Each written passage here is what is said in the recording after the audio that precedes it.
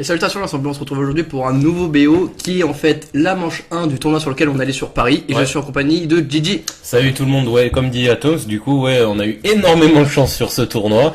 Il s'avère donc qu'on est allé au tournoi, comme on vous dit depuis quelques semaines maintenant, un tournoi moderne sur la boutique Magic-Corp. Ouais. Et l'organisateur du tournoi, il a gentillesse de nous dire les deux là, vous deux, c'est pour vous, pour la ronde 1, vous êtes merci, on aurait pu le faire ça chez nous. Hein. Exactement. Donc game premier BO pour notre part qui sera l'un contre l'autre. Ouais. Donc boutique, dans la boutique on commence l'un contre l'autre. Donc Ondin mono bleu contre Livingen. Donc pour le coup j'ai l'avantage au niveau du deck. Très bon match-up pour toi. En plus, donc moi je joue une version très, je dirais très budget et très vieux, très vieille, ouais exactement, de mon deck Ondin, c'est-à-dire que je ne joue pas de Cavern of Souls et je joue une version mono bleu qui ne joue pas, je termine juste, excuse-moi, vas-y, c'est ma faute. qui ne joue pas Water Trap Weaver ou des cartes un peu récentes qui ont été testées et approuvées par les pros. En plus de ça, tu tapes le bon misère, je crois. Ouais, exactement. Donc pour l'instant, c'est une game qui est vraiment pas pour moi, mais je vais tenter quand même. De toute façon, je suis là pour essayer de gagner et de gagner un petit BO. Donc c'est parti pour la game. Donc toi, t'as l'avantage, tu joues Livingen Jund. Ouais. Donc pas la version Asfortold, donc qui est vraiment forte contre moi, celle-là. Ça, même Asfortold, il y en a beaucoup qui pensent que c'est pas si bien que ça, pour l'instant. C'est très mitigé, la version Asfortold. À voir ce que ça donne. Mais c'est bien de tester, ceci dit, parce que ce qui est bien, c'est là, encore une fois, je me répète, mais c'est là toute la profondeur du moderne. Ouais, c'est bien que sûr, tu peux te permettre, tu te rends compte. Personnellement, je m'y tenterai pas tant que. Ouais, tant que t'es pas sûr, bien sûr. Après, si bien sûr, c'est la version. Je pense que c'est comme les joueurs de Junk qui sont passés Junk ou l'autre couleur. Ou l'autre combinaison, Sultai, si Livingen bleu devient meilleur, clairement. je pense que je ferai le changement aussi. Mais c'est quand même énorme de se dire en 2018 tu joues Livingen mono bleu, c'est quand même incroyable. Hein. C'est assez inattendu. Ouais, clair, exactement. Et donc tu commences à cycler, tu te baisses énormément en points de vie quand même, c'est risqué. Hein. Je pense que c'est risqué.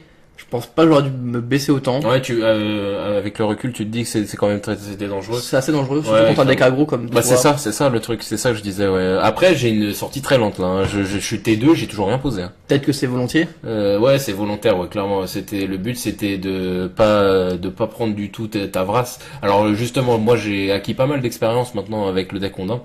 Et je sais comment jouer à peu près contre Livingen. Le but, c'est vraiment de mettre très peu de body sur le terrain parce que je vous apprends rien, pour pas que la vrasse soit trop dévastatrice. Pour pas être comme ça, j'ai plus de main. Ouais, voilà, pour pas faire mon affinity, tu vois, moi, je pose toute ma main, tu te fais vrasse, ok. Voilà. D'accord, attends, alors qu'est-ce que je pioche? Voilà, c'est ça. Tu joues Fulminator en mage, donc du coup, qui est une carte un peu moyenne contre moi, parce qu'au final, tu ne toucherais que Mutavolt.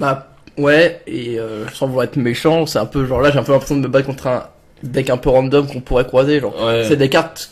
J'ai plein de cartes qui peuvent bien gérer sur le moderne, mais sur un deck pas très encore fini ou optimisé, je vais avoir pas mal de decks un peu mortes. De cartes mortes, Après, bien sûr, j'ai toujours le Mutavolt, ça sera quand même une très bonne cible. C'est une très bonne cible, hein, ça en est clair. Et en plus de là, ça me fait un petit body et je peux commencer à gratter clairement.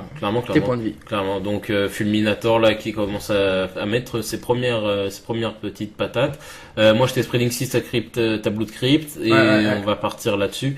Là, je la joue vraiment, je pose rien. Je suis T4 là, je vais arriver T4. J'ai toujours pas posé de créatures. En fait, moi, le plan contre Livingen, c'est de poser très peu de créatures grattées, quoi, en gros. C'est ça. Et comme Livingen est un deck qui se gratte énormément tout seul. Après, c'est parce que je le veux bien aussi, hein. Non, mais même le deck de manière générale, tu joues quand même des Street Wars, que t'as pas le choix, tu dois payer des lives. Et t'as des fetch et plus des Ravlands, c'est coûteux. Si tu veux vraiment partir. D'une manière, je pourrais moi-même jouer plus lentement, sachant que toi, tu joues plus lentement. Oui, exactement. Et moi, mon but après, c'est de harbinger tes créatures pour tempo et ramener la victoire, sachant que tant que j'ai pas parti en combo, tu comptes pas poser de l'ordre.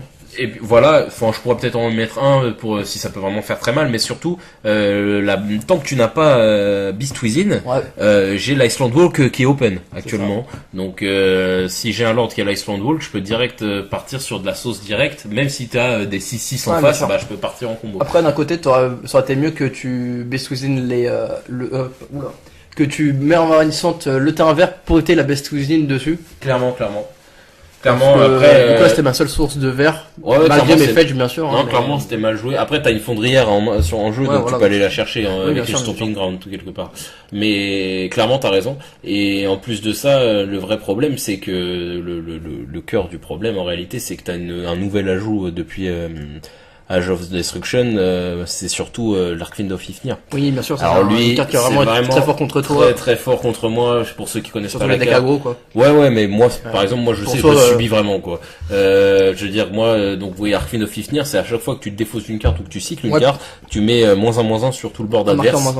Ouais, je sais plus, mais en tout cas, il y a -1/-1. Ouais. Et ça peut vraiment board sweep, quoi, si tu commences à tarder à mettre, je mets des je cycle. Voilà, en plus des horreurs qui vont grossir, ça me tue, quoi, en fait, tout simplement. Tu m'enlèves mes seuls bloquants et tu me tues avec, c'est assez game break. Donc là, je vois que j'ai quand même un cimetière assez conséquent, je me dis, bon, vas-y, on part en living end. Alors moi, je crois que je vais te spell pierce. Je spell pierce ton living end. Et du coup, il passe, il me semble, ouais, il passe. Le spell pierce passe complètement. C'est cool. Donc du coup, là, je me dis, c'est bien.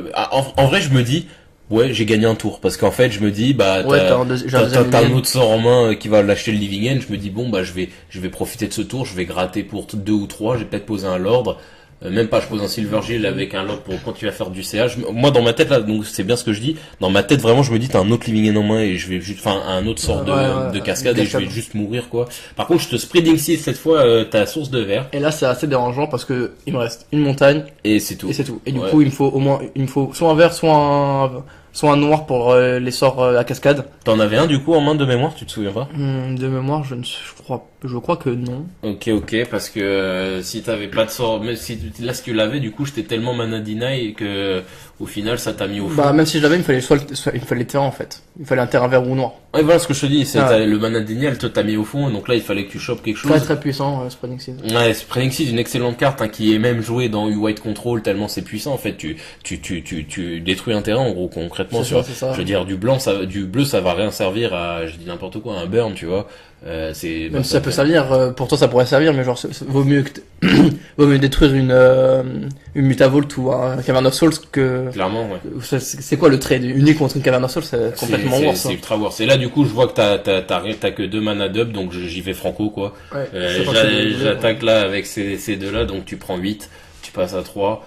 Et tu remballes là-dessus. Donc je gagne, c'est assez incroyable, je gagne la première game avec Rondin. T'as une draw assez moyenne. Moi j'ai une mauvaise draw encore une fois. Je veux pas continuer à m'en plaindre, mais je pense que je me rappelle que sur le tournoi j'ai plus ou moins une mauvaise draw par rapport à des fois où j'ai joué le deck et j'ai eu des bonnes draws contrairement à là. Ouais, clairement. Et en plus de ça, ce qui m'a surtout joué aussi, c'est donc le mana Dinial que qu'offre le deck Rondin. C'est très très puissant sur moi parce que j'ai pas tant que ça de terrain en jeu. Bah là, ce qu'il fallait, c'était des Beast Within. Au final, le seul truc qui t'aurait sauvé, c'était Beast Within. Sachant que j'en ai 1 ou 2 dans le deck, c'est d'où le fait que je te disais que peut-être que c'était peu de. Ouais, mais t'as pas la place d'en mettre plus. Ouais, bah après ça se discute, il y a toujours moyen. En tout cas, je remporte la première game, donc c'est assez incroyable, mais je la remporte. Pour le coup, t'es plutôt bien dans le BO. Du coup, ouais, mais après, je peux très bien me prendre un 2, bien sûr. un 2 Living End débilos. Sachant qu'en plus de ça, ton side, il est pas vraiment, il est pas OP du tout, j'ai pas de Relic of Progenitus, etc. Là, en fait, ce qui m'a sauvé dans cette game, parce que, avec le recul, c'est le Spell Pierce. Le Spell Pierce, t'as bloqué ta seule combo que t'as pu lancer, et après, j'étais Spreading 6 ta source de verre, donc du coup, tu te retrouves à plus pouvoir jouer, en fait, tes cartes, et du coup, ça a vraiment été un combo gagnant pour moi. Peut-être que t'as mulligan au début parce que t'avais pas de contre-sort, de contre. Clairement, je voulais un Spell Pierce, dans ma main. Parce qu'en fait, voilà, ma liste, elle joue 3 Spell Pierce. Et je me dis, il me faut mon Spell Pierce pour pouvoir lutter contre tout, parce que sinon, je peux pas gagner. Je pense aussi, ce qui m'a mis au fond, c'est le fait d'avoir peut-être trop perdu de PV en début de partie. Ouais, bah, clairement, ça t'a offert moins de temps pour recover. C'est ça. Exactement.